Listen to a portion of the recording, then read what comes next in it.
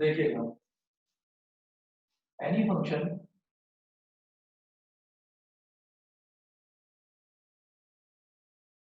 F x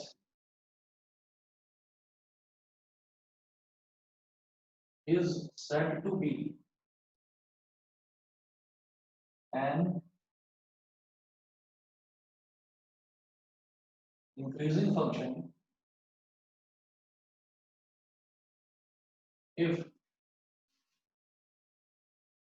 f dash x is greater than 0। अच्छा, उसके बाद any function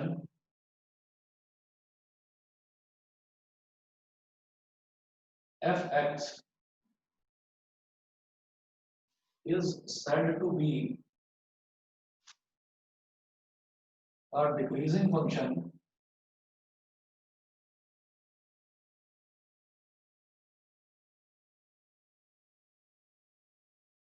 if f dash x is less than 0। अगर first derivative यानी कि अगर उसका dy by dx या f dash x बोल दीजिए, अगर वो हमारा ग्रेटर देन 0 आता है तो हम बोलते हैं कि वो फंक्शन हमारा इंक्रीजिंग है, और अगर वो लेस देन 0 आता है तो हम बोलते हैं कि फंक्शन जो है वो डिक्रीजिंग है। अब क्वेश्चंस देखेंगे, आराम से समझ में आ जाएगा कि क्या किस तरीके से करना है इसको। पेज नंबर 201 एग्जांपल नंबर 8 पर आ जाइए।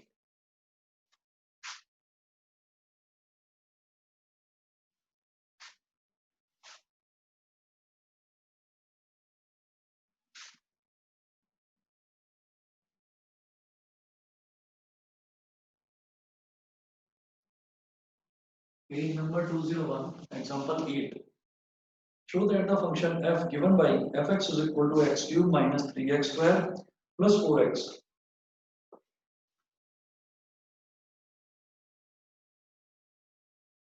fx is equal to x cube minus 3x square plus 4x. Sir हाँ, सर टेस्ट कब होगा? टेस्ट आपका मैं लूंगा 21st को। 21st को? हाँ, 21st को आपका टेस्ट लूंगा मैं, और अगर आपको कंफर्टेबल लगे तो आप परसों दे सकते हो टेस्ट। परसों यानी कि 28th को, परसों आपका पड़ेगा सैटरडे। तो मैंने आपको बोला था ना कि एक तो फंक्शन उसमें डाल दूंगा, और एक जो आपका ये वाला चैप्टर है डिफरेंशिएशन वाला 5th चैप्टर, ये कंप्लीट चैप्टर में डाल दूंगा। ठीक है, तो आप उसकी तैयारी रखिएगा, मैं आपको परसों टेस्ट पेपर बनाकर भेज दूंगा। आपको अगर सैटरडे को कंफर्टेबल लगे तो सैटरडे को, और संडे को लगे तो संडे को आप सॉल्व करके भेज दें। ओके, ठीक है। अच्छा, अब जरा देखिएगा कि जैसे ये फंक्शन दे रखा है x cube minus 3x square plus 4x, x belonging to r, ये दे रखा है, इज इंक्रीजिंग ऑन r। मुझे ये शो करना है, it is increasing on r।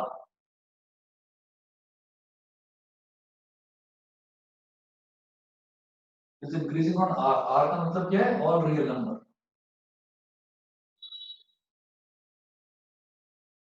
Sir example 7 नहीं होगा? एग्जांपल 7 की था क्या कोई? अच्छा, यस सर। एग्जांपल नंबर 7 भी बता देता हूँ। देखिए, f डैश x क्या है कि अगर मैंने इसको डिफरेंशिएट करा, x क्यूब का डिफरेंशियल होता है 3x square, minus 3x square का डिफरेंशियल होता है 6x, और 4x का हो गया प्लस का 4। अब जब भी मेरे पास इस तरीके की कोई वैल्यू आएगी कि क्वाड्रेटिक फंक्शन बन गया है, तो क्वाड्रेटिक फंक्शन बनते ही मैं क्या करूंगा, मैं इसमें इसका परफेक्ट स्क्वायर बनाने की कोशिश करूंगा। कंप्लीटिंग द स्क्वायर वाला जो मेथड था, तो मैं इसको परफेक्ट स्क्वायर बनाने की कोशिश करूंगा। देखिए कैसे करते हैं।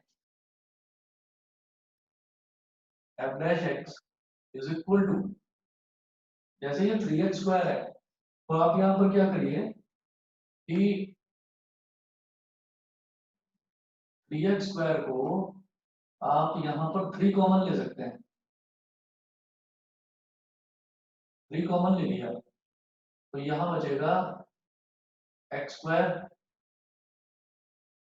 Minus 2x। इसको ऐसे ही रहने दो और प्लस 4 को अलग रहने दो। मतलब मैंने जो 3 कॉमन लिया है वो पहली और दूसरी टर्म में से ले लिया कॉमन 3।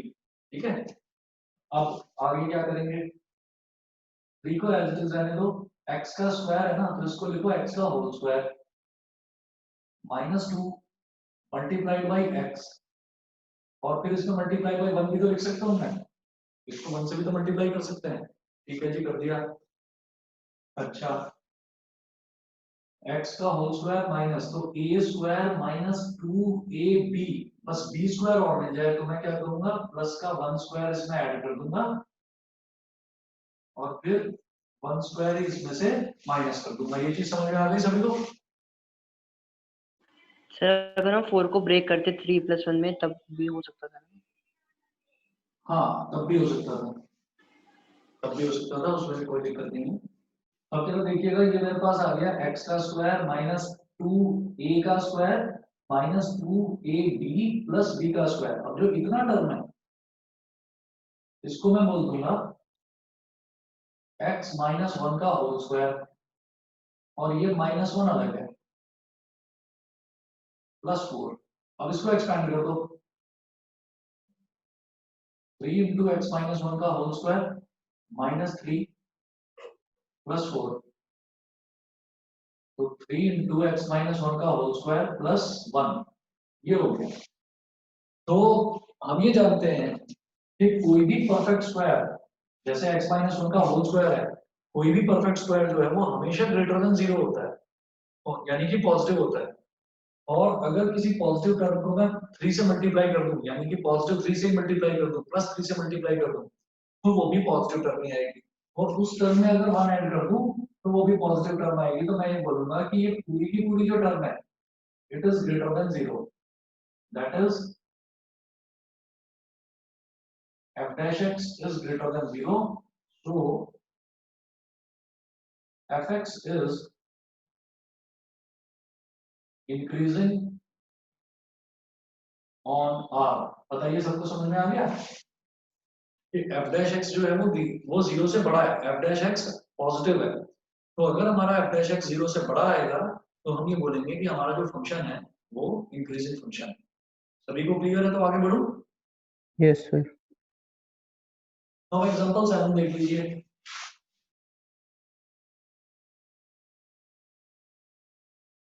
एग्जांपल नंबर 7, एग्जांपल 7 में दे रखा है, show that the function given by fx is equal to 7x minus 3 is increasing on r।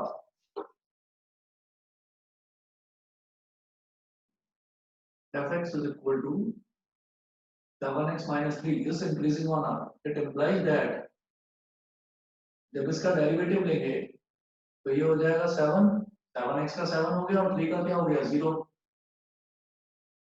It implies that f dash x is equal to 0, that is f dash x is equal to 7, sorry, that is f dash x और 7 क्या है 0 से बड़ा, f dash x is greater than 0, so fx is increasing on r। समझ गए? हमें क्या करना है, बस फर्स्ट डेरिवेटिव को 0 से बड़ा प्रूव करना है। क्वाड्रेटिक, अगर क्वाड्रेटिक हमारे पास कोई भी एक्सप्रेशन आ गया जैसे यहाँ पर आया तो मैं उसको परफेक्ट स्क्वायर बनाऊंगा और तब प्रूव करूंगा। अच्छा, इसी तरीके से यही पेज नंबर 201 पर एग्जांपल नंबर 9 है, 8 के बाद एग्जांपल नंबर 9 देखिएगा।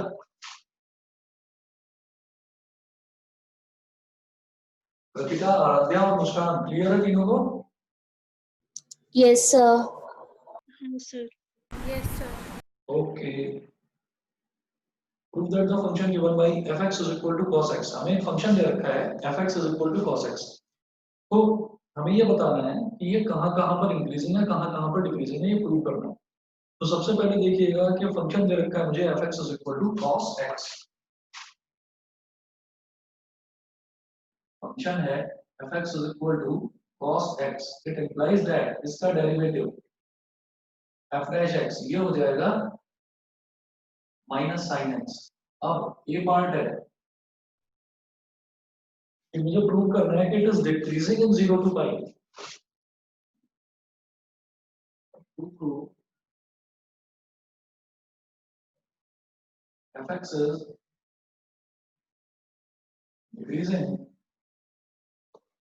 fx is decreasing in 0 to pi, एक चीज तो ये प्रूव करनी है, तो हम ये बोलेंगे कि f dash x is equal to minus sin x, ये 0 डिग्री होता है, ये पाई बाय 2 होता है, ये पाई होता है, और ये है 3 pi by 2।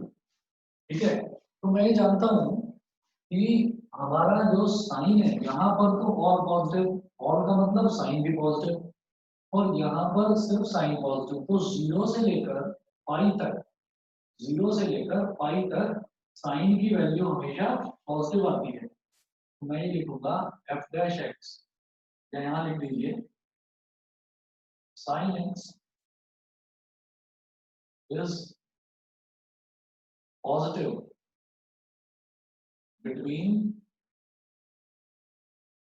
0, pi, close bracket. 2 pi, between 0 to pi. Sine x जो है वो पॉजिटिव होगा 0 से पाई तक, है ना, एक चीज तो ये होगी। और इसके आगे लेकिन माइनस साइन लगा हुआ है, माइनस का मतलब क्या हो गया, it implies that in 0 to pi minus sine x is negative, minus sine x is negative, ये नेगेटिव हो गया, therefore f dash x is less than 0, f dash x is less than 0, so fx is अपना y का of कर लो, decreasing in 0 to पाई, ये prove हो गया। बताइए सभी बच्चों को समझ में आ गया ये part?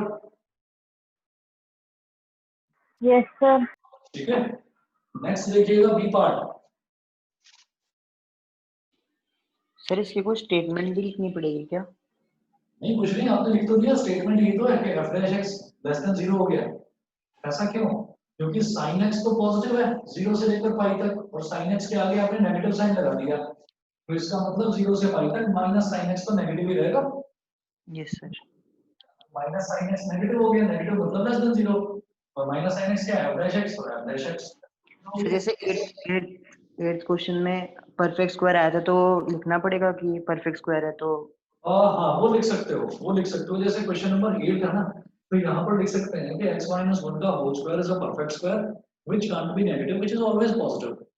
A positive number multiplied by a positive number is again positive, and then a positive number getting added into 1 is again positive. Therefore, overall f dash x is greater than 0. ये आप पूरा लिख सकते हैं, सही कह रहे हैं, ठीक है? हाँ, इसके बाद बी पार्ट देखिएगा इसका। बी पार्ट में है टू प्रूव, और बी पार्ट जहां तक है आप समझ ही गए होंगे। To prove fx is increasing in pi to 2 pi, to prove fx is increasing in pi to 2 pi, in pi to 2 pi, तो सीधा सीधा देखिए f dash x कितना है, माइनस साइन एक्स, ये है पाई बाय 2, ये है 0, ये है पाई, पाई बाय 2, और 0 को हम 2 पाई भी बोलते हैं। अब f dash x is equal to minus sin x है, तो हम ये कहेंगे कि पाई से लेकर 2 पाई तक ऑल स्टूडेंट्स टेक केमिस्ट्री, पाई से लेकर 2 पाई तक, 2 पाई तक जो tan है वो पॉजिटिव होता है यहाँ पर, जो cos है वो पॉजिटिव होता है यहाँ पर, यानी कि इतने इंटरवल में भी साइन नेगेटिव और इतने इंटरवल में भी साइन नेगेटिव, मतलब पाई से लेकर 2 पाई तक sin x जो है वो हमेशा नेगेटिव ही आएगा। हम कहेंगे since in pi to 2 pi sin x is negative, therefore minus of sin x will be positive. Minus of sin x will be positive. So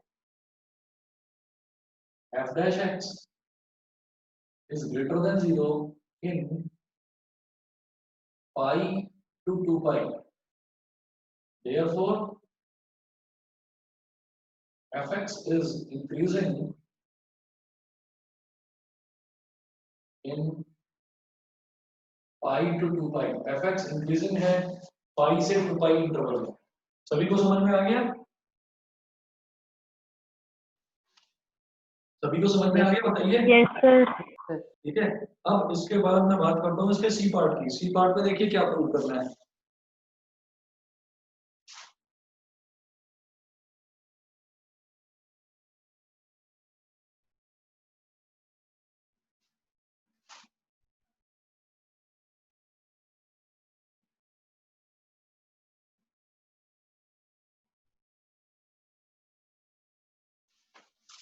देखिए सी पार्ट में है to prove fx is neither increasing nor decreasing.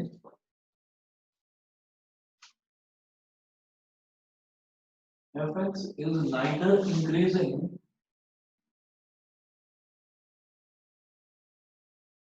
nor decreasing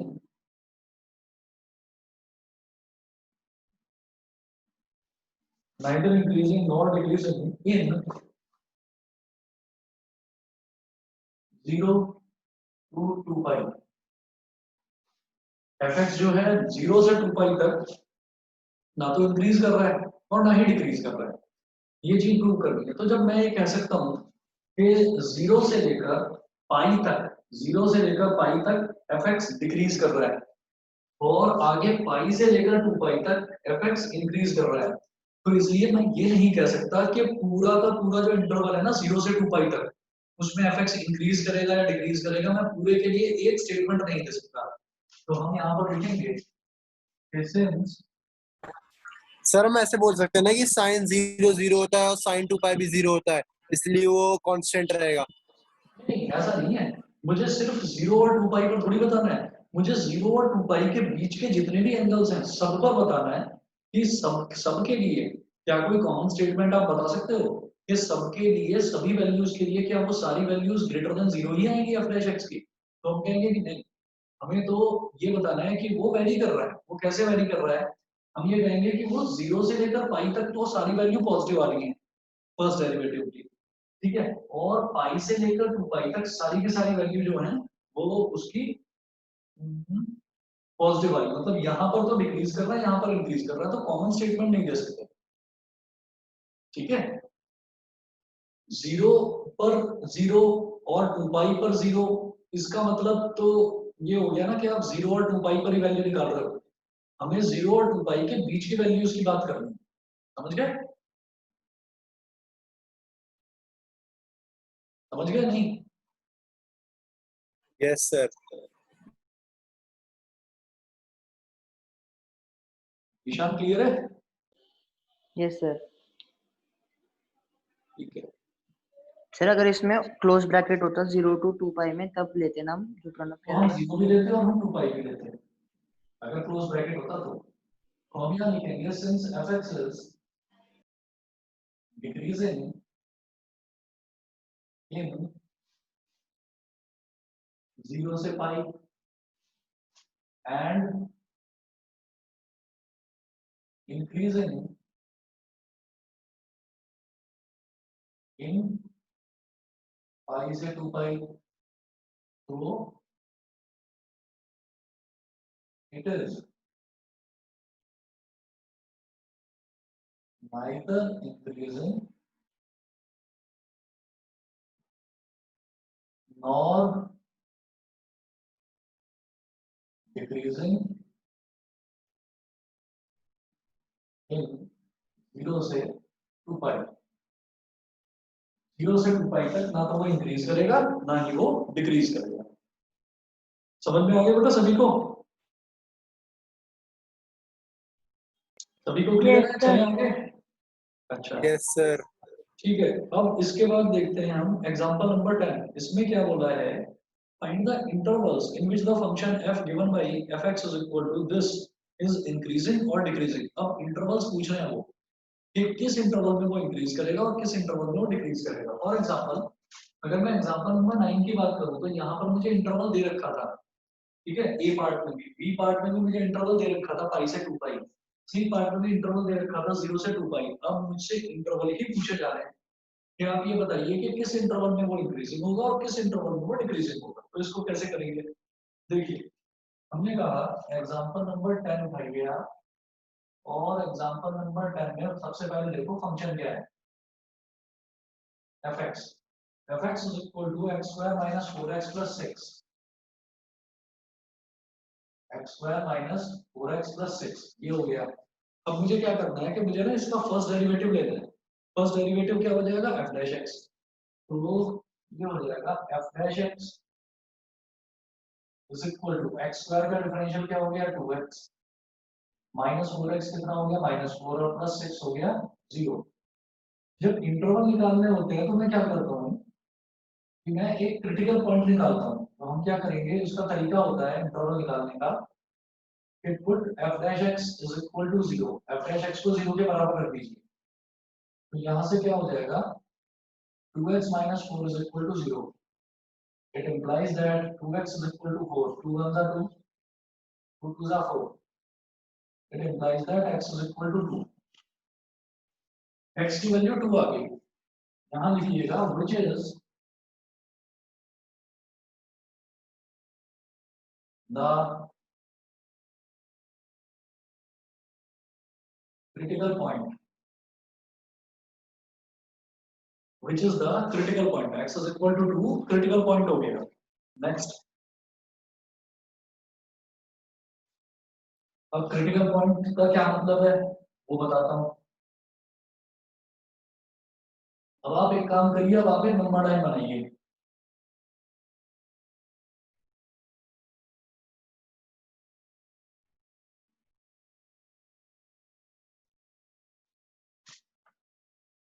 एक number line बना लिया हमने।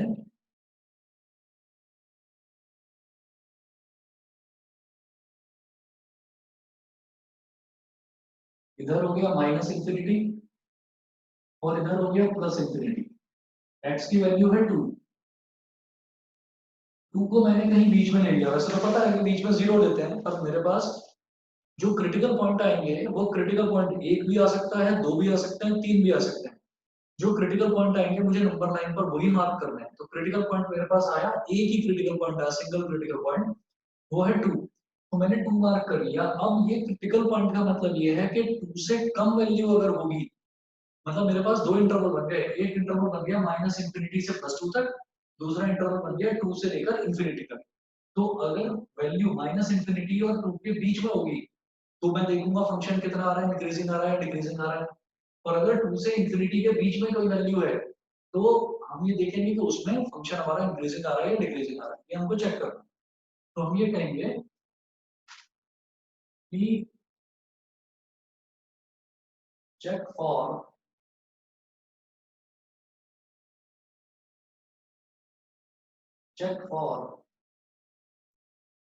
f dash x in minus infinity to 2। मैं f dash x के लिए चेक करना चाहता हूँ माइनस इंफिनिटी और 2 के बीच में वैल्यू कितनी होगी f dash x की, ठीक है। तो f dash x की वैल्यू कितनी आई थी 2x minus 4।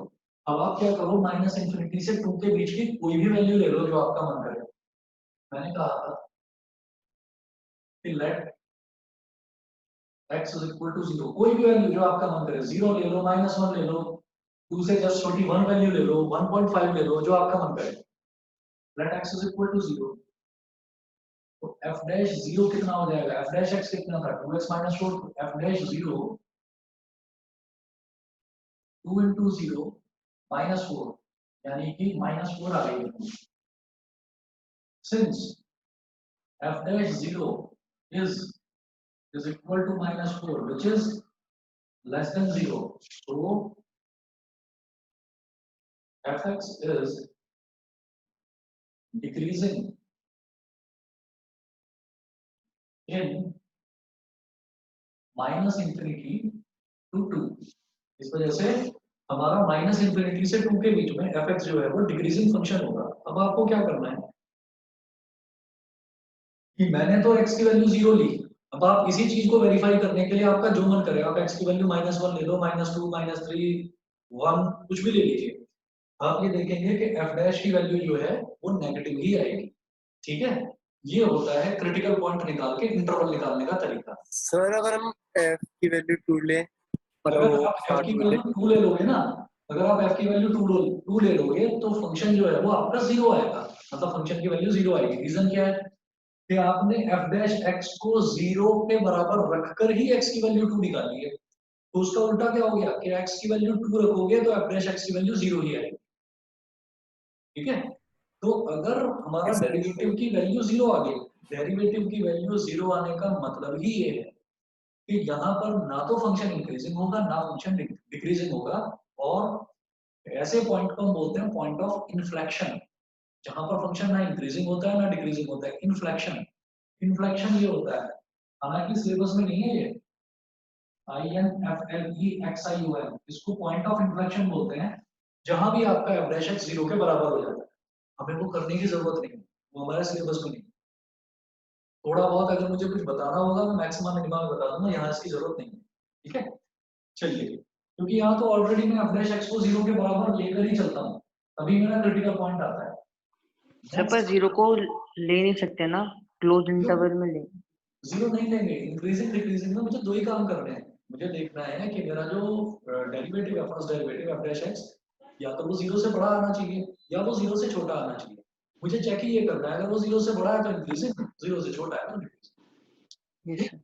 अब देखिएगा, मैंने ये करा check for F dash X in minus infinity to 2। Now check for F dash X in, अगला इंटरवल क्या है बेटा, 2 से लेकर इंफिनिटी तक। तो 2 से जस्ट बड़ा नंबर क्या ले लो, 3 ले लो। Let x is equal to 3। तो जब x की वैल्यू 3 है तो f डैश 3 कितना हो जाएगा, 2 into 3 minus 4,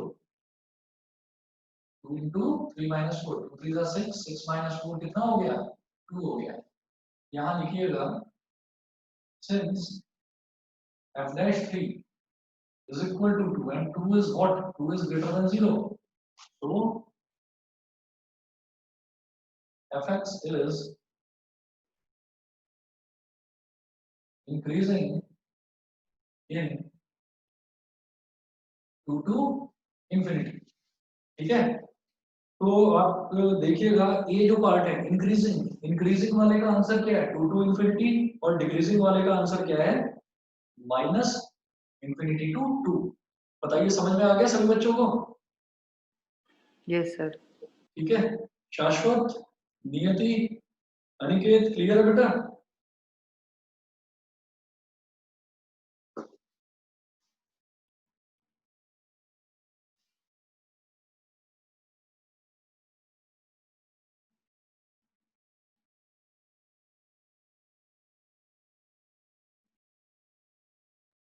चलिए नेक्स्ट देखते हैं, अगला एग्जांपल देखते हैं, एग्जांपल नंबर 11।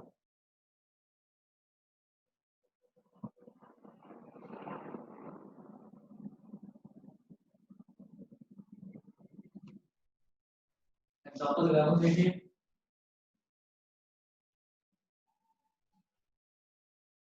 बस 1 मिनट रुक जाइए, मैं ना जरा पानी पी रहा हूँ, और आप लोग भी ना पानी पीते रहा करो बीच में, भाई बहुत गर्मी है, बड़े बुरे हाल हो रखे हैं।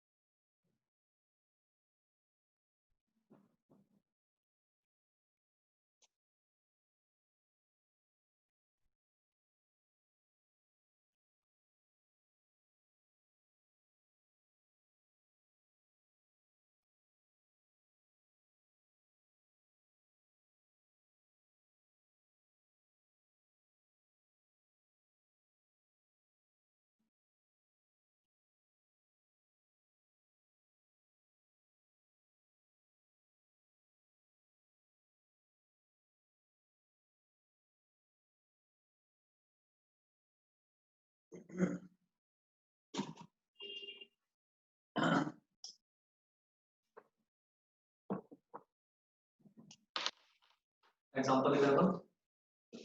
Find the intervals in which the function given by this is increasing or decreasing. Fx is equal to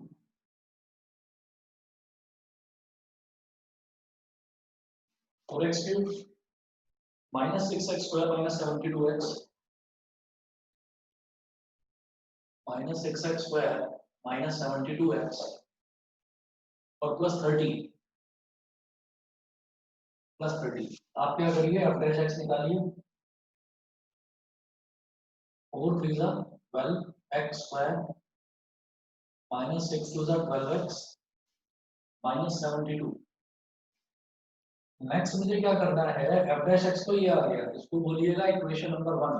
अब कहिएगा put F dash x is equal to 0, F dash x को 0 के बराबर रखिएगा। तो 12x square minus 12x minus 72 is equal to 0। Throughout आप क्या करिए, 12 ले लीजिए कॉमन, ब्रैकेट में क्या बचा, x square minus x minus 72 is equal to 0। 12 is a constant, ये इधर 0 के पास जाएगा, 0 अपॉन 12 ऊपर 0 हो जाएगा। और इसकी मैं मिड टर्म स्प्लिटिंग करूंगा, x square minus 9x plus 8x, minus 9x plus 8x हो जाएगा माइनस x, और माइनस 9 इंटू 8 ये हो जाएगा माइनस का 72 इज इक्वल टू 0। अब इन दोनों में क्या कॉमन आ रहा है, x ले लीजिए कॉमन। सर हाँ सर आपने जब 12 कॉमन लिया तो x square minus x minus 6 हो जाना चाहिए ना। ओके सॉरी गलत हो गया। हाँ तो वही मैं देख रहा हूँ। ठीक गलत हो गया। 12 लेंगे कॉमन, सही कह रहे हो, तो 6 आएगा, 12 6 is 72। 12 कॉमन लेके वो स्क्वायर रूट नहीं कर लेंगे, completing minus 6 square plus 6 square. क्या इसको, हाँ जी सर। देखो अगर आपका कहीं पर भी परफेक्ट स्क्वायर बन रहा है, देखो जब भी इनसे बोला जाता है ना कि आपको कोई भी क्वाड्रेटिक फंक्शन आ रहा है, डिफरेंशिएट करके कोई क्वाड्रेटिक फंक्शन आ रहा है, तो तब अगर आपसे ये पूछा जाए कि आप ये बताइए कि ये इंक्रीजिंग है या डिक्रीजिंग है, अगर ये पूछा जाए तब तो आप उसको परफेक्ट स्क्वायर बनाओगे। और अगर आपसे ये पूछा जाए कि आपको इंटरवल्स बताना है, तो इंटरवल्स में आप उसकी मिड टर्म स्प्लिटिंग करेंगे। ठीक है, आपको ये करना है उसको। तो इंटरवल्स में मेरे पास क्या ऑप्शन होता है ना, इंटरवल्स जब हमसे निकालने के लिए बोला जाता है, आपको ये लग रहा होगा कि जो मैंने पहले क्वेश्चन करा था उसमें एफ डैश एक्स जो है उसके मैंने परफेक्ट स्क्वायर बनाया था, यही कंफ्यूजन है। Yes sir. है ना, तो ये क्या है यहाँ पर कि वहां जो मैंने परफेक्ट स्क्वायर बनाया था वहां मेरे पास क्वाड्रेटिक एक्सप्रेशन था, इक्वेशन नहीं थी। क्वाड्रेटिक एक्सप्रेशन का मतलब क्या है कि वहां मेरे पास सिर्फ ऐसी टर्म थी कोई कि 12x स्क्वायर। देखिए एग्जांपल नंबर 8 की बात कर रहा हूँ ना, एग्जांपल नंबर 8 में मेरे पास था 3x square minus 6x plus 4 is equal to 0 नहीं था वहां पर, यहाँ इज इक्वल टू 0 है। तो जब इज इक्वल टू 0 हो गया तो फिर मैं इसकी मिड टर्म स्प्लिटिंग करके और x की वैल्यूज निकालूंगा। और यहाँ इज इक्वल टू 0 हुआ कैसे, ये मैंने करा है खुद। क्यों, क्योंकि यहाँ पर मैं इंटरवल्स निकालने वाला हूँ। तो जब मुझसे ये कहा जाएगा कि आपको इंक्रीजिंग या डिक्रीजिंग प्रूव करना है, तो तब तो आप परफेक्ट स्क्वायर बनाएंगे। और जब आपसे ये पूछा जाएगा कि आप इंटरवल्स बताइए कि किस इंटरवल में इंक्रीजिंग है और किस इंटरवल में डिक्रीजिंग, तो आप एफ डैश एक्स निकाल के उसको 0 के बराबर रखें। समझ गए अंतर दोनों में? Yes sir. दोनों में अंतर आ गया समझ में थोड़ा? ठीक है, अब यहाँ 12 ले लिया कॉमन, ये हो गया एक्स स्क्वायर माइनस एक्स और माइनस 6, ठीक है, इज इक्वल टू 0। ये 12 तो कांस्टेंट है, इधर इसको इधर ले जाओ 0 हो जाएगा। इसकी मिड टर्म स्प्लिटिंग करेंगे तो x square minus 3x plus 2x minus 6 is equal to 0। इन दोनों में x ले लूंगा कॉमन, ब्रैकेट में बचेगा x माइनस 3, इन दोनों में ले लूंगा प्लस का 2 कॉमन, तो ब्रैकेट में बचेगा x minus 3 is equal to 0। ये हमारे पास हो गया x minus 3 multiplied by x plus 2 is equal to 0। इतना हो गया, x minus 3 multiplied by x plus 2 is equal to 0। It implies that x is equal to +3, -2। इतना तो आप लोग समझ गए? Yes sir. ठीक है, यहाँ लिखिएगा which are the critical points, which are the critical points, ये हमारे critical points आ गए। तो दो critical points आ गए यहाँ पर। तो फिर आपको क्या करना है, जैसे ही critical points आएंगे तो आप नंबर लाइन ड्रॉ करेंगे और नंबर लाइन पर इन दोनों जो पॉइंट्स हैं इनको प्लॉट करोगे आप।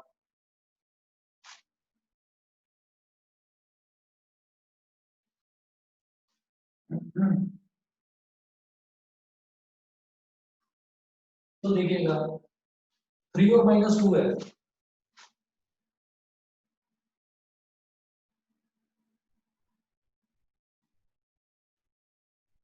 प्लस का इंफिनिटी माइनस का इंफिनिटी, कितनी वैल्यू आ रही है -2 और 3, तो -2 तो यहाँ कहीं लाई करेगा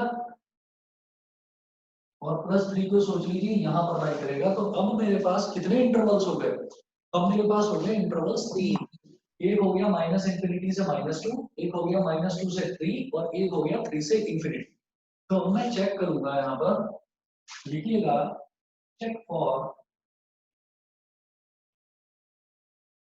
f dash x in -infinity to -2। f dash x को आप चेक करिए -इंफिनिटी और -2 में, ठीक है। तो -इंफिनिटी और -2 के बीच की कोई भी वैल्यू ले लो, -2 से जस्ट छोटी वैल्यू मैंने ले ली -3। तो लेट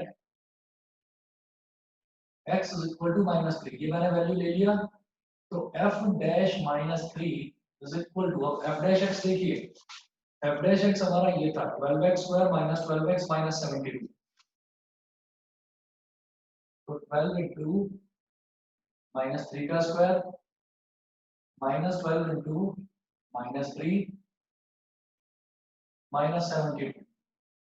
तो -3 का स्क्वायर हो गया 9, 9 इंटू 12, 12 9 हो गया 108, -12 इंटू -3 हो गया प्लस का 36 और -72। तो 108 प्लस 36 कितना हो गया 144 -72 is equal to 72 which is greater than 0। f dash -3 is greater than 0, so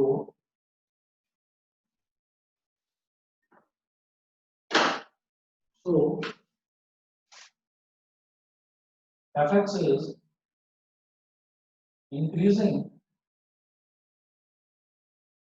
in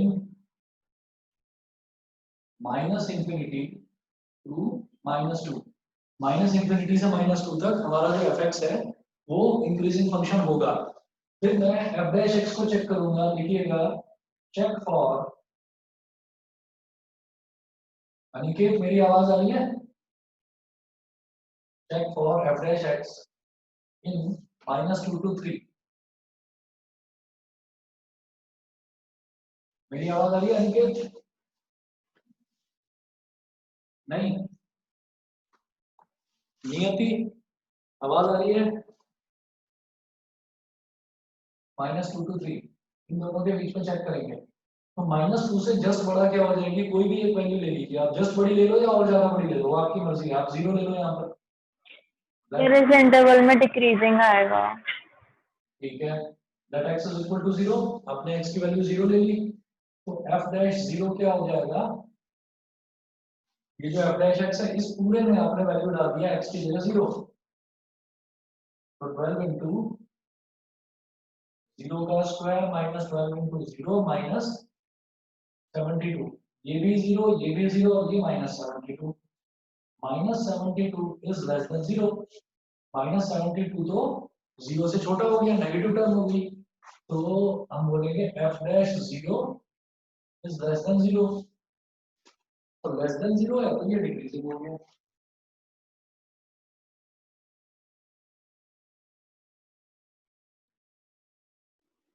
sir maximum कितने क्रिटिकल पॉइंट आ सकते हैं एक क्वेश्चन में? मैक्सिमम 3 आएंगे, 3 से ज्यादा नहीं आएंगे। Okay sir. हाँ, उससे बड़े लेवल का क्वेश्चन ही नहीं आता। f dash 0 is less than 0, जब ये हो गया तो हम बोलेंगे सो fx is decreasing in -2, 3। हाँ जी बताइए, अगला जोड़ दूं 3 से इंफिनिटी, खुद चेक कर देना।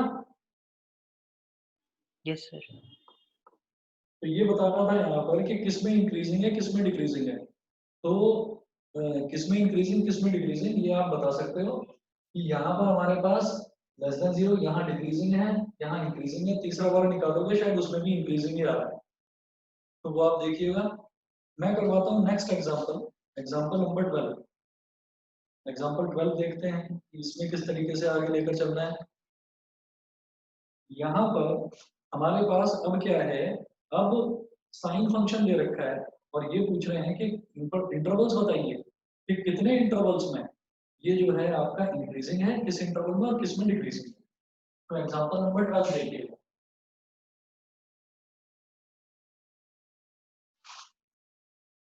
Find intervals in which the function given bye f(x) is equal to sin 3x। Function है f(x) is equal to sin 3x, f(x) is equal to sin 3x, where x belonging to 0 to pi by 2 is increasing or decreasing। तो यहाँ दे रखा है कि x belongs to 0 to pi by 2, x 0 और pi by 2 के बीच में ही कहीं लाई करेगा। अच्छा, तो अब मुझे क्या करना है कि सबसे पहले मैं इसमें f डैश x निकालूंगा। तो f(x) मेरे पास है sin 3x, तो f डैश x देखिए कितना होगा। f डैश x हो जाएगा, sin का होता है cos, तो ये cos 3x, और फिर 3x का हो जाएगा 3, तो f dash x is equal to 3 cos 3x। f dash x is equal to 3 cos 3x। अब क्या करेंगे, आप इस 3 cos 3x को हमें जब इंटरवल निकालने होते हैं तो f डैश x को 0 के बराबर रखना होता है, तो रख दीजिए। गुड, और इस वैल्यू को बोलिएगा first equation, f dash x को first equation. Good, f dash x is equal to 0, it implies that 3 cos 3x is equal to 0, it implies that cos 3x is equal to 0। यहाँ से cos 3x की value, यहाँ से cos 3x की value 0 आ गई। जब cos 3x की value 0 आ गई तो 3x की वैल्यू क्या क्या हो सकती है मुझे वो देखनी है। हम ये pi by देखेंगे क्या, pi by 2। देखो अब हमको ये चीज ध्यान रखनी है कि जब भी हमारे पास ऐसा क्वेश्चन आएगा ट्रिग्नोमेट्री वाला, और ट्रिग्नोमेट्री वाले क्वेश्चन में वो हमसे इंटरवल्स पूछेंगे, तो हमें रिकॉल करना है ट्रिग्नोमेट्रिक इक्वेशंस। तो ट्रिग्नोमेट्रिक इक्वेशन में आपको ये याद रखना चाहिए कि अगर मेरे पास sin theta is equal to 0 आ जाएगा, तो उस केस में मैं बोलता था theta is equal to n pi, ये होता था जनरल सॉल्यूशन। अगर cos theta is equal to 0 आता था तो मैं बोलता था theta is equal to 2n plus 1 pi by 2। बताइए याद है? Yes sir.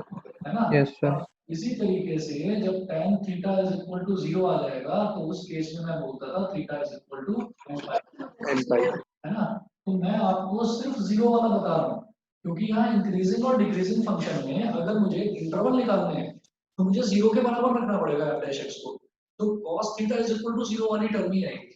तो cos 3x is equal to 0 आ गया, it implies that 3x is equal to 2n plus 1 pi by 2। 3x is equal to 2n plus 1 pi by 2। अब आप अलग अलग values लीजिए, ठीक है? हम कहेंगे कि n की वैल्यू अगर मैंने 0 ले ली और n is equal to 0, 3x is equal to 2 into 0 plus 1 pi by 2, मतलब 3x is equal to pi by 2 आ गया simply. It implies that x is equal to pi by 6। पहले मुझे ये बताइए, ये जो pi by 6 है ये 0 और pi by 2 के बीच में लाई करता है या नहीं करता? करता है। करता है। pi by 6 का मतलब हो गया 30 डिग्री और pi by 2 का मतलब हो गया 90 डिग्री। तो पहली चीज तो ये है कि x is equal to pi by 6, ठीक है? एक तो ये क्रिटिकल पॉइंट आ गया। दूसरा, ये n is equal to 0 के लिए मैंने निकाला, फिर मैं कहूंगा और n इज इक्वल टू 1। तो इसके लिए क्या करेंगे 3x is equal to 2 into 1 plus 1 multiply by pi by 2। 2 into 1 plus 1 multiplied by pi by 2। तो ये कितना हो जाएगा 3x is equal to 2 plus 1 3 pi by 2। 3 pi by 2 3 से 3 कट गया तो x की वैल्यू क्या होगी पाई बाई 2। बताइए ये लाई करेगा या नहीं करेगा? करेगा। क्यों करेगा ये बता करेगा सर क्योंकि क्लोज स्क्वायर ब्रैकेट है। क्योंकि स्क्वायर स्क्वायर ब्रैकेट है। ब्रैकेट बिल्कुल सही। क्योंकि स्क्वायर ब्रैकेट है तो ये करेगा। अब हम क्या करेंगे कि जब मुझे ये दे दिया जैसे यहाँ पर मैंने रियल नंबर ये लाइन बनाई थी तो नंबर लाइन जब मैंने बनाई और मैंने यहाँ माइनस इंफिनिटी और प्लस इंफिनिटी मार्क कर दिया तो वो हम कब करते हैं वो हम अलजेब्रिक फंक्शन के केस में करते हैं जब हमारे पास नंबर लाइन पर रियल नंबर्स होते हैं। ठीक अब यहाँ पर मुझे पहले से ही 0 से पाई बाई 2 दे दिया तो अब मैं जो लाइन बनाऊंगा वो नंबर लाइन ना बनाकर एंगल लाइन कहते हैं उसको एंगल की लाइन। तो वो मैं बना रहा हूँ जरा ध्यान दीजिएगा आप कैसे बनाएंगे। सर इसमें क्रिटिकल पॉइंट तो बहुत ज्यादा इंफिनिटी भी आ सकते हैं ना।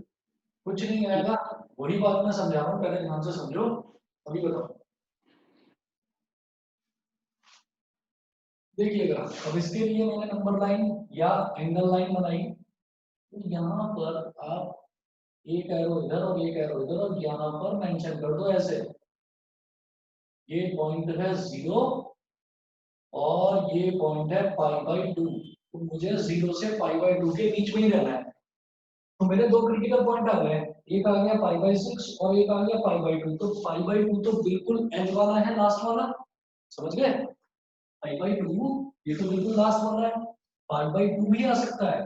तो मैं पाई बाई 2 से बड़े वाले को तो ले ही नहीं सकता। क्रिटिकल पॉइंट पर देखिए हमको क्या करना होता है जैसे यहाँ बेटा हमारा क्रिटिकल पॉइंट आया था -2 तो मैंने -2 से कम वाले पर चेक करा और -2 से ज्यादा वाली वैल्यू पर चेक करा। तो जो क्रिटिकल पॉइंट मेरा पाई बाई 2 आया है मैं पाई बाई 2 से कम वाले पर तो कर सकता हूँ चेक लेकिन ज्यादा वाले पर नहीं कर सकता क्योंकि मेरी range he maximum pi by 2 तक मुझे अलाउ करती है। तो दो क्रिटिकल पॉइंट आने के बावजूद भी मेरे पास यहाँ क्रिटिकल पॉइंट केवल सिंगल ही रह गया पाई बाई 6। समझ गए आप लोग? समझ गए मेरी बात? यस फिर आप सर। ये Yes, बोलते sir. कि ये स्क्वायर ब्रैकेट देख क्यों रखा है फिर ये स्क्वायर ब्रैकेट इस वजह से दे रखा है कि मुझे 0 से लेकर पाई बाई 2 तक जाना है मतलब इस रेंज में रहना है। ठीक है अच्छा तो मेरे पास बीच की वैल्यू क्या रह गई पाई बाई 6। अब आप क्या करिए अब आप 0 से पाई बाई 6 के बीच की कोई वैल्यू ले लीजिए 0 से पाई बाई 6 के बीच की कोई वैल्यू ले लीजिए और वहां पर देखिए कि जो हमारा f डैश x है वो f डैश x की वैल्यू क्या आती है ये चेक करना है। तो हम ये कहेंगे बेटा समझ में आ गया सभी को? Yes, sir. ठीक है तो अब हम ये कहेंगे नाउ मैं लिख देता हूँ चलो इंटरवल्स लिखिए पहले नाउ देयर विल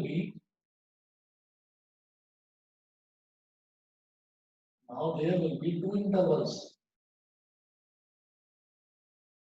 क्या एक तो हो जाएगा 0 से पाई बाई 6 इंक्लूड नहीं होगा यहाँ पर तो यहाँ पर स्क्वायर ब्रैकेट यहाँ पर स्मॉल ब्रैकेट एंड दूसरा यहाँ पर भी पाई बाई 6 इंक्लूड नहीं होगा पाई बाई 6 कॉमा पाई बाई 2 पर लगाना स्क्वायर ब्रैकेट। समझ में आ गया इंटरवल्स?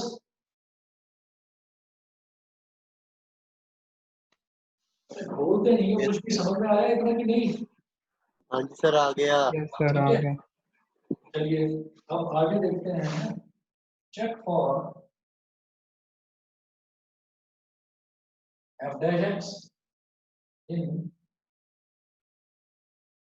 0 से पाई बाई 6 यहाँ पर चेक करना है पाई बाई 6 से कोई भी छोटी वैल्यू ले लो पाई बाई 12 कितना पाई बाई 12 पाई बाई 12 चलो ठीक है इसकी जस्ट आधी वैल्यू होगी तो let x is equal to pi by 12 तो f डैश पाई बाई 12 कितना हो जाएगा इक्वेशन नंबर 1 में डालो वैल्यू इक्वेशन 1 जहाँ मैंने f डैश x निकाला था तो ये हो जाएगा 3 cos 3 पाई बाई 12 3 1 जा 3 3 4 जा cos पाई बाई 4 की वैल्यू होती है 1/√2 तो ये 3 मल्टीप्लाइड बाई 1/√2 यानी कि वैल्यू क्या आ गई? वैल्यू आ 3/√2 which is greater than 0, which is greater than 0, 3/√2 0 से बड़ी वैल्यू है। सो यहां से यहां तक ये वैल्यू हो गई हमारी इंक्रीजिंग, फंक्शन हो गया इंक्रीजिंग। आराध्या और कृतिका समझ में आ गया? हाँ sir. Yes sir. Okay,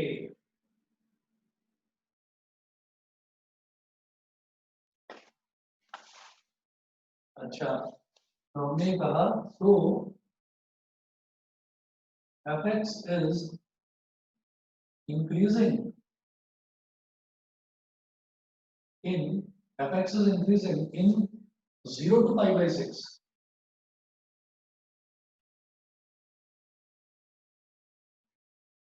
Check for f dash x in pi by 6 to pi by 2. pi by 6 से जरा सी बड़ी वैल्यू ले लो, pi by 3 pi by 3 ले लेते हैं। Let x is equal to pi by 3, तो f dash pi by 3 ये कितना हो जाएगा? 3 cos 3 pi by 3, 3 cos 3 pi by 3, 3 से 3 कट गया, cos pi की वैल्यू होती है -1, 3 into -1, -3 less than 0, since f dash pi by 3 is less than 0, so fx is decreasing in pi by 6 to pi by 2। बताइए बेटा, clear है?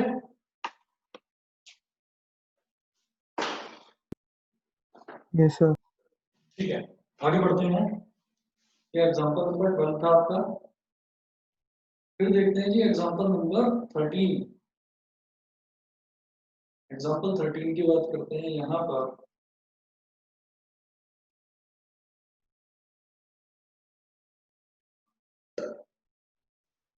Find the intervals in which the function f given by this is increasing or decreasing। ये intervals बताने हैं, किसमें increasing है और किसमें decreasing। ये मैं डाल रहा हूँ, बीच में कर रहा हूँ उसको।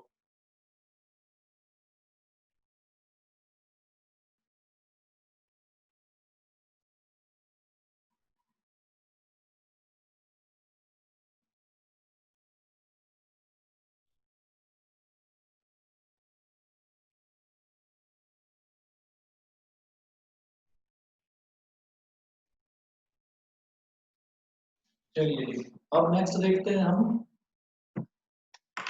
अगला जो है, find the intervals in which the function f given by fx is equal to sin x plus cos x।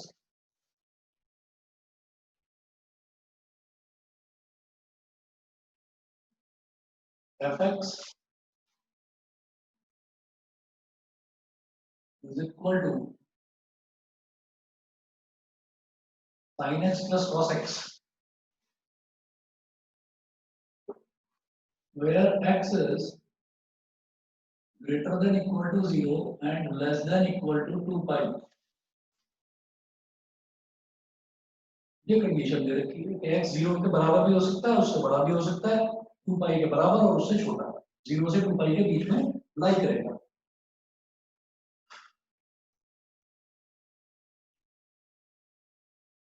f dash x is equal to sin x का डेरिवेटिव हो जाएगा cos x और cos x का derivative हो जाएगा minus sin। Equation number 1 ये हो गया हमारा इक्वेशन नंबर 1। अब इंक्रीजिंग है या डिक्रीजिंग है उसके लिए मुझे इंटरवल निकालने होते हैं। मैं कहूंगा put f dash x is equal to 0, 0 के बराबर रख दिया, तो ये f dash x हो गया cos x minus sin x is equal to 0, मतलब sin x is equal to cos x। इसको इधर ले आओ, क्या हो गया tan x is equal to 1। नहीं समझे? Yes sir. सर हम डायरेक्टली कह देंगे ना कि x की वैल्यू π/4 होगी और 5π/4 होगी। बिल्कुल सही। tan x is equal to 1 हो गया, ठीक है। जब tan x is equal to 1 है तो tan के टेबल में 1 कहाँ आता है, π/4 पर। tan x is equal to tan π/4, और यहाँ लिख रहा हूं मैं, since tan theta is equal to tan alpha implies that theta is equal to n pi plus alpha। ये जनरल सॉल्यूशन होता है tan theta is equal to tan alpha का, ठीक है। theta is equal to n pi plus alpha, therefore for n is equal to 0। मेरी बात समझिए आप, यहाँ tan x है और यहाँ tan pi by 4 है, तो ये x एक तरह से आपके लिए क्या हो गया, थीटा, और ये pi by 4 क्या हो गया, एक तरह से अल्फा। ये थीटा हो गया, ये अल्फा हो गया, तो थीटा का रिजल्ट क्या होगा, सॉल्यूशन क्या होगा, n pi plus अल्फा। तो मैं यहाँ से बोल दूंगा कि एज पर दिस फॉर्मूला, मैं यहाँ से बोलूंगा कि x is equal to n pi plus pi by 4। therefore x is equal to n pi plus pi by 4। यहाँ तक तो समझ गए होंगे सभी बच्चे। और n is equal to 0, जब n की वैल्यू 0 है तो x की वैल्यू क्या हो जाएगी, 0 into pi plus pi by 4, यानी कि वैल्यू आ गई pi by 4। पहली चीज तो ये। उसके बाद हम कहेंगे for n is equal to 1, जब n की वैल्यू 1 है तब x की वैल्यू क्या होगी, 1 into pi plus pi by 4। ये 4 pi plus pi कितना हो गया, 5 pi by 4। एक बार कैलकुलेट करके देख लो कि 5 pi by 4 जो है वो 2 pi से छोटा है या नहीं है। अगर नहीं है तो छोड़ देंगे हम इसको। तो pi by 4 की वैल्यू कितनी है, 45 डिग्री। 45 into 5 कितना हो जाएगा, 5 5 जा 25, 5 4 जा 20 और 2 225 डिग्री। 225 डिग्री ऑब्वियस सी बात है 360 डिग्री से कम ही होता है, ठीक है। अगला देखेंगे और n is equal to 2, तो x की वैल्यू कितनी हो जाएगी, 2 into pi plus pi by 4। तो 4 2 जा 8, ये हो गया 9 pi by 4। 9 pi by 4, तो 9 into 45 डिग्री, 9 5 जा 45, 4 कैरी, और 9 4 जा 36 और 4 405 डिग्री आ गया। 405 डिग्री तो 2 पाई यानी कि 360 डिग्री से बड़ा होगा, तो ये वाली वैल्यू हम नहीं लेंगे। तो कुल मिला के इसमें मेरे पास पाई बाई 4 और 5 पाई बाई 4 दो क्रिटिकल पॉइंट्स आ गए। तो हम लिखेंगे यहाँ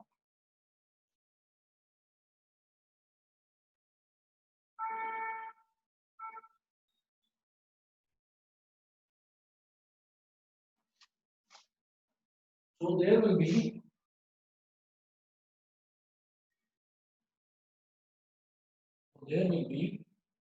two critical points.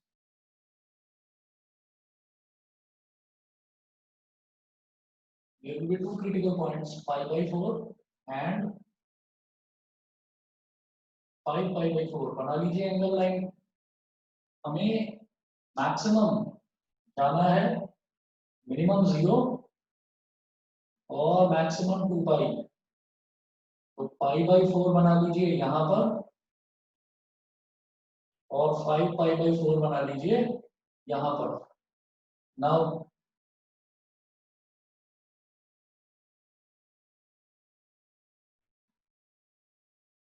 check for f dash x in 0 तो इंक्लूडेड है, तो स्क्वायर ब्रैकेट 0, और जो क्रिटिकल पॉइंट्स है वो कभी इंक्लूडेड नहीं होते, क्योंकि क्रिटिकल पॉइंट को इंक्लूड कर दूंगा तो मेरी f dash x की वैल्यू ही 0 आ जाएगी। तो क्रिटिकल पॉइंट इंक्लूडेड नहीं होते तो यहाँ square bracket 0 to pi by 4। तो 0 से पाई बाई 4 के बीच की कोई भी वैल्यू ले लीजिए, क्या लेना है, 0 से पाई बाई 4 के बीच की कोई भी वैल्यू। भाई पाई बाई 4 से छोटी वैल्यू क्या होती है, 45 से छोटी 30 डिग्री ले लो, जो आसानी से कैलकुलेट करी जा सके। तो आप ये कहेंगे कि let x is equal to pi by 6। समझ गए ना मेरी बात, x is equal to pi by 6। तो f डैश पाई बाई 6 कितना हो जाएगा, equation 1 cos pi by 6 minus sin pi by 6, pi by 6 मतलब 30 डिग्री। तो cos 30 डिग्री कितना होता है भाई? cos 30 डिग्री √3/2 और माइनस sin 30 डिग्री ये होता है 1/2। √3 कितना होता है? 1.73 माइनस 1/2, तो ये हो गया 0.73/2 which is greater than 0, तो f dash pi by 6 is greater than 0, ठीक है? So fx is increasing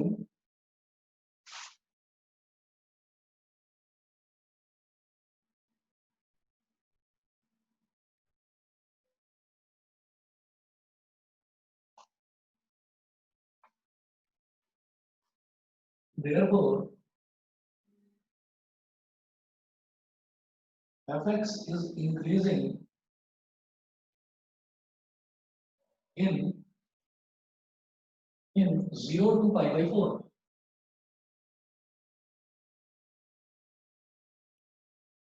ठीक है? इसी तरह से बताइए अगली वैल्यूज भी निकाल लेंगे आप लोग, यस सर। ठीक है? चलिए जी, और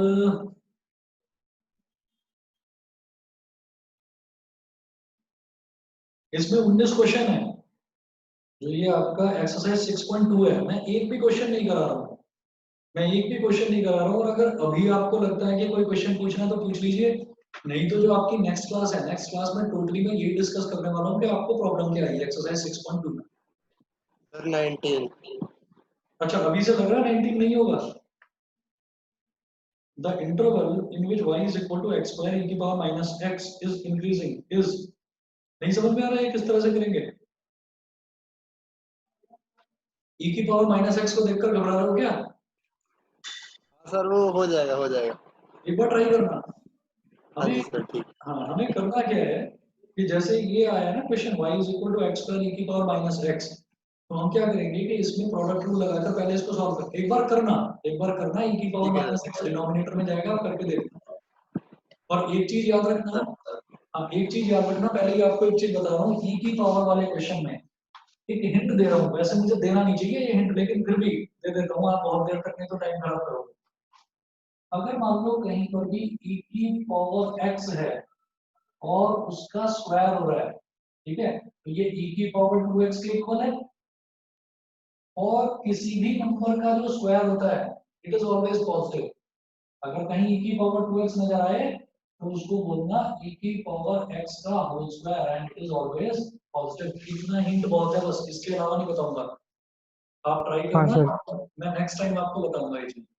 बताइए जी, इंक्रीजिंग डिक्रीजिंग में अभी तक जितने क्वेश्चंस करे ये सभी को क्लियर है?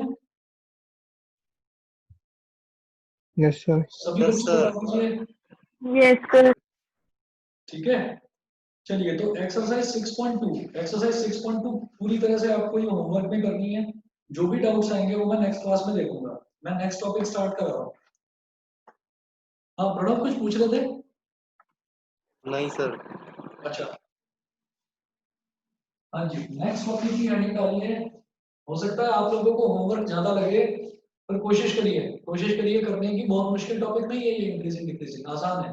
जो डाउट्स होंगे वो नेक्स्ट क्लास में डिस्कस कर दूंगा।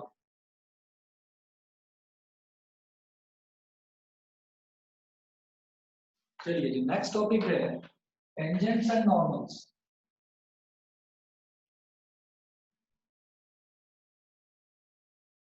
Tangents and normals. मुझे कोई भी अगर कर्व दे रखा है, मान लीजिए कोई भी कर्व है,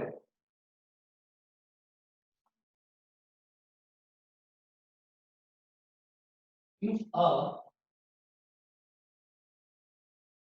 curve is given,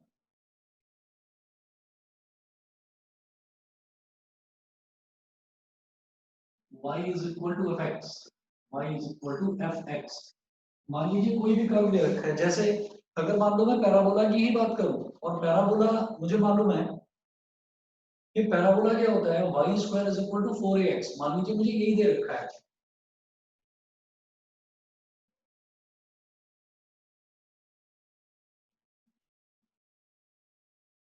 मुझे मान लीजिए ये पैराबोला दे रखा है, ये हो गया y square is equal to 4ax, ठीक है।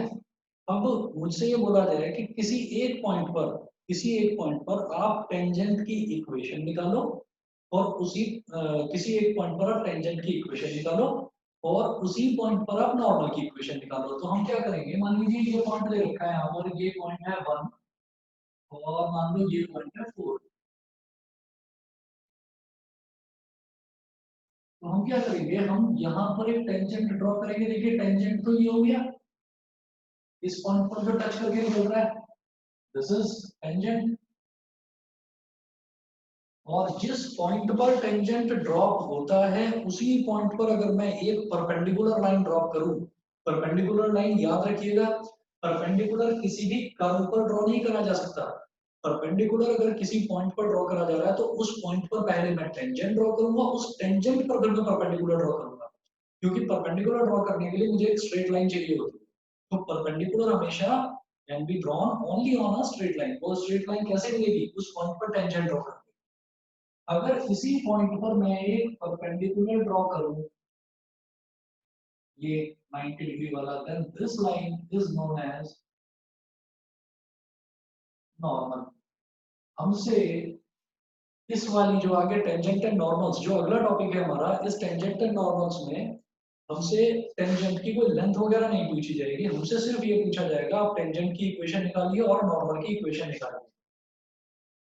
Equation of a line, line की इक्वेशन हमारे पास 5-6 तरीके की होती हैं जो 11th में पढ़ी थी, पर मुझे यहाँ एक ही देखनी है।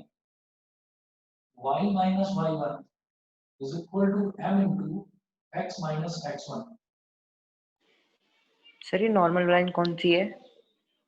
नॉर्मल लाइन परपेंडिकुलर लाइन को ही नॉर्मल बोलते हैं। अगर मान लीजिए मेरे को ये कोई पॉइंट दे रखा है, कर्व पर कोई पॉइंट है, उस पॉइंट पर अगर मैं टेंजेंट ड्रॉ कर लूँ ना, तो जहां पर वो टेंजेंट जिस पॉइंट पर टच कर रहा है उसी पॉइंट पर आप परपेंडिकुलर ड्रॉ कर दो, तो वो जो परपेंडिकुलर वाली लाइन है उस लाइन को ही नॉर्मल बोलते हैं।